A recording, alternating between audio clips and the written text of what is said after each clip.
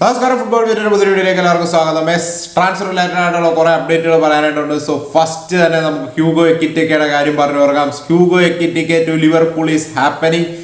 80 million യൂറോസിന് excess ആയിട്ടുള്ള ഒരു ബിഡ് എക്കിറ്റിക്കയ്ക്ക് വേണ്ടി ലിവർപൂൾ വിട്ടു എന്നാണ് ഇപ്പോൾ ഡേവിഡ് ഓൺസ്റ്റീൻ ഒക്കെ കൺഫേം ആക്കിയിരിക്കുന്നത്.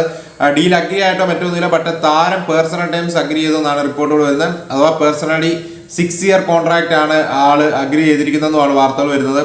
അതുപോലെ തന്നെ എടുത്തു പറയേണ്ട കാര്യം, തനിക്ക് ലിവർപൂൾ മാത്രം മതി എന്നും ഫ്രാങ്ക്ഫുട്ടിനെ എക്കിറ്റിക്ക് അറിയിച്ചതായിട്ടും വാർത്തകളുണ്ട്. സോ ലെറ്റ്സ് സീ 100 മില്യൺ യൂറോസിന്റെ ഒരു പാക്കേജ് ആണ് ഫ്രാങ്ക്ഫുട്ട് ഡിമാൻഡ് ചെയ്യുന്നത്. എന്തായാലും കാര്യം സീരീസിൽ നീക്കുവാണ്. ഇസാക്ക് ഡീലിൽ നിന്ന് കംപ്ലീറ്റ്ലി ഇപ്പം ലിവർപൂൾ ഔട്ടാണ്.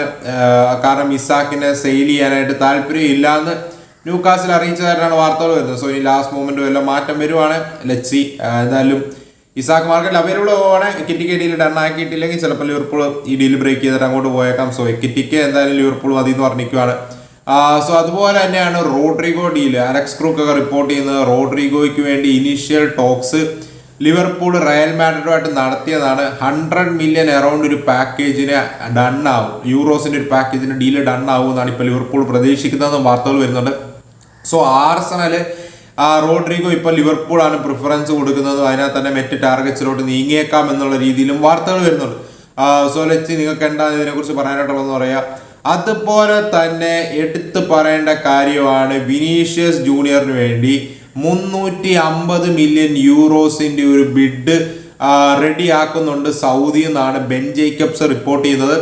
ആൾക്ക് 1 ബില്യൺ യൂറോസ് 5 വർഷം കൊണ്ട് നെറ്റ് കയ്യിൽ കിട്ടത്തക്ക രീതിയിലൊരു സാലറി പ്രൊപ്പോസലുമാണ് പുള്ളിയുടെ ഫ്രണ്ടിൽ വെച്ചിരിക്കുന്നത് കേൾക്കുന്നത്. So average 200 million euros per year guaranteed ആൾക്ക് കിട്ടത്തക്ക രീതിയിൽ.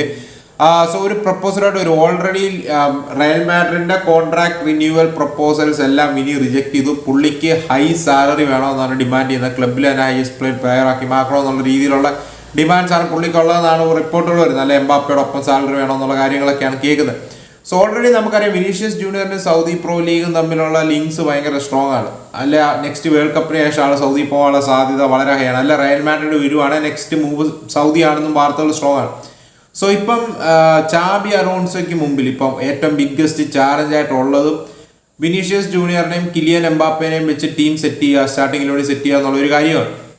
സോ ചാബി അലോൺസോയ്ക്ക് full freedom coach team management കൊടുക്കുന്നു എന്നും വാർത്തകൾ വരുന്നുണ്ട്. എന്ത് ഡിസിഷൻ വേണമെങ്കിലും എടുക്കാം, ആരെ വേണമെങ്കിലും ബെഞ്ച് ചെയ്യുക എന്നുള്ള കാര്യത്തിൽ. സോ ഇപ്പം വരുന്ന വാർത്തകൾ പ്രകാരം ചാബി അലോൺസോ ഇവരെ രണ്ടുപേരെയും വെച്ച് തന്നെയാണ് സ്ക്വാഡ് പ്ലാൻ ചെയ്യുന്നത്. പക്ഷേ 350 million for Vini Junior contract renewal talks പോസിറ്റീവായിട്ട് പോകുന്നില്ല. May be Real Madrid tempted ആയേക്കാം ഈ ഒരു ഓഫർ റിസീവ് ചെയ്യാൻ. നിങ്ങൾക്ക് എന്താണ് തോന്നുന്നത്? Vinicius Junior contract renewal positive അല്ല ഇപ്പം ക്യാഷ് ഇൻ ചെയ്യണോ 350 മില്യൺ? എന്നിട്ട് എംബാപ്പേനെ ചുറ്റിപ്പിടിക്കുക, റോഡ്രിഗോനെ റയൽ വിൽക്കാനായിട്ടാണ് പ്ലാൻ ചെയ്യുന്നത്. സോ എംബാപ്പേനെ ഫേസ് ഓഫ് ദ പ്രോജക്റ്റ് ആക്കി അതിന് ചുറ്റും ഒരു സ്ക്വാഡ് ബിൽഡ് ചെയ്യണം. കാരണം ഈ മോഡേൺ ഫുട്ബോളിൽ 2 ക്യാരിയേഴ്സിനെ വെച്ച് മുന്നോട്ട് പോകാൻ പാടാണ്. 2 players up front intensity pressing കൊടുക്കുന്നില്ലെങ്കിൽ മുന്നോട്ട് പോകാൻ ഭയങ്കര പാടാണ്. അത് ക്ലിയർലി വിസിബിളും ആണ്. So Mbappe and Vinicius Junior രണ്ടുപേരെയും പ്രസിംഗ് മെട്രിക്സ് എസ്പെഷ്യലി എംബാപ്പയുടെ ഒക്കെ കയ്യിൽ നിന്ന് അധികം കിട്ടാൻ പോകുന്നില്ല. സോ വിനിയും Mbappe up front track back ചെയ്യുന്നില്ല, പ്രസ് ചെയ്യുന്നില്ല, ഇന്റൻസിറ്റി കൊടുക്കുന്നില്ല ഓഫ് ദ ബോൾ. ചാബി അലോൺസോയ്ക്ക് പുള്ളിയുടെ സിസ്റ്റം മുന്നോട്ട് കൊണ്ടുപോകാൻ പറ്റുമോ? ഇതിൽ ഒരു പ്ലെയറിനെ ബെഞ്ച് ചെയ്താൽ വീണ്ടും കോൺട്രവേഴ്സീസ് ക്രിയേറ്റ് ചെയ്യുമോ, അതാവോ ഇതാവോ, സോ വീണ്ടും വിഷയമാവോ അതാവോ എന്നൊക്കെയുള്ളൊരു പേടി കാണും. സോ മിക്കവാറും റയൽ മാഡ്രിഡ് ഇത് ക്യാഷ് ഇൻ ചെയ്യാനായിട്ടുള്ള സാധ്യത തള്ളിക്കളയുന്നില്ല. നിങ്ങൾക്ക് എന്താണ് തോന്നുന്നതെന്ന് പറയാം. അവിടെ നമ്മൾ അടുത്ത അപ്ഡേറ്റ്സിലോട് പോകാനാണ്. ചാവി സിമൻസിന്റെ ഏജന്റുമായിട്ട് കഴിഞ്ഞ ദിവസം ഡെക്കോ 45 മിനിറ്റോളം ടോക്സ് നടത്തിയെന്ന് വാർത്തകൾ വരുന്നുണ്ട്. ചാവി സിമൻസ് ഈ ഒരു മൂവിന് വേണ്ടി പുഷ് ചെയ്യാണെന്നും വാർത്തകൾ വരുന്നുണ്ട്. പക്ഷേ ഡീല് ഓൾമോസ്റ്റ് ഇമ്പോസിബിൾ ആണ് ഡൺ ആക്കാൻ എന്നാണ് വാർത്തകൾ വരുന്നത്. കാരണം 90 മില്യൺ യൂറോസിന്റെ ഒരു ടോട്ടൽ പാക്കേജ് ആണ് താരത്തിന് വേണ്ടി ലൈപ്സിഗ് ഡിമാൻഡ് ചെയ്തത്. ആൻഡ് ഫൈനാൻഷ്യലി ബാർസലോണയ്ക്ക് ഇത് പോസിബിൾ അല്ല. ഓൾറെഡി 75 മില്യൺ പൗണ്ട്സിന്റെ ഒരു ബിഡ് ലൂയിസ് ഡിയാസിന് വേണ്ടി ബയൺ മ്യൂണിക്ക് റെഡി ആക്കുന്നു എന്നൊരു റിപ്പോർട്ടുകൾ വരുന്നുണ്ട്. ലൂയിസ് ഡിയാസ് അഫോർഡബിൾ അല്ല ബാർസയ്ക്ക് എന്നാണ് ഇപ്പോൾ ഒരു നിഗമനം. സോ 90 മില്യൺ യൂറോസ് എങ്ങനെ ചാവി സിമൻസിൽ ഇപ്പോൾ റേസ് ചെയ്യുന്നുള്ളൊരു ക്വസ്റ്റ്യൻ ഉണ്ട്. ബാർസയുടെ FFP റിലേറ്റഡ് ആയിട്ട് കുറേ പുതിയ റിപ്പോർട്ടുകൾ വരുന്നുണ്ട്.